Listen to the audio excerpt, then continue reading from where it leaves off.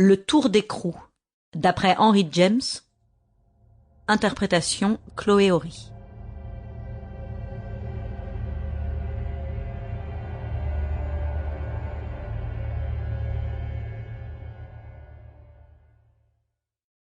Chapitre 1. Bien que l'histoire nous eût tenus haletants autour du feu, en dehors de la remarque trop évidente qu'elle était sinistre, ainsi que le doit être essentiellement toute étrange histoire racontée la nuit de Noël dans une vieille maison, je ne me rappelle aucun commentaire jusqu'à ce que quelqu'un hasardât que c'était, à sa connaissance, le seul cas où pareille épreuve eût été subie par un enfant. Dans le cas en question, je le dis en passant, il s'agissait d'une apparition dans une vieille maison semblable à celle où nous nous trouvions rassemblés, apparition d'une horrible espèce à un petit garçon qui couchait dans la chambre de sa mère. Pris de terreur, il l'a réveillé, et la mère, avant d'avoir pu dissiper la terreur de l'enfant et le rendormir, se trouvait tout à coup, elle aussi, face à face avec le spectacle qui l'avait bouleversée.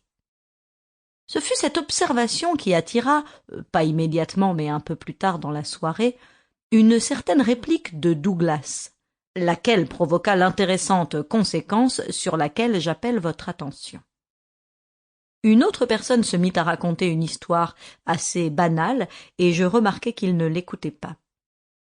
À ce signe, je compris que lui-même avait quelque chose à dire. Il n'y avait qu'à patienter. De fait, il nous fallut attendre 2 soirées. Mais ce même soir, avant de nous séparer, il nous révéla ce qui le préoccupait. « Je reconnais bien, pour ce qui est du fantôme de Griffin ou tout ce que vous voudrez que ce soit, que le fait d'apparaître d'abord un petit garçon d'un âge si tendre ajoute à l'histoire un trait particulier. Mais ce n'est pas, à ma connaissance, la première fois qu'un exemple de ce genre délicieux s'applique à un enfant. Si cet enfant donne un tour de vis de plus à votre émotion, que direz-vous de 2 enfants?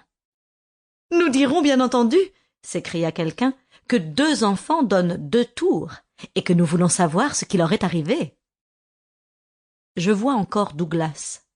Il s'était levé, et adossé à la cheminée, les mains dans les poches, il regardait son interlocuteur de haut en bas. « Il n'y a jusqu'ici que moi qui l'ai jamais su. C'est par trop horrible. » Naturellement, plusieurs voix s'élevèrent pour déclarer que ceci donnait à la chose un attrait suprême. Notre ami préparant son triomphe avec un art. Sample complete. Ready to continue?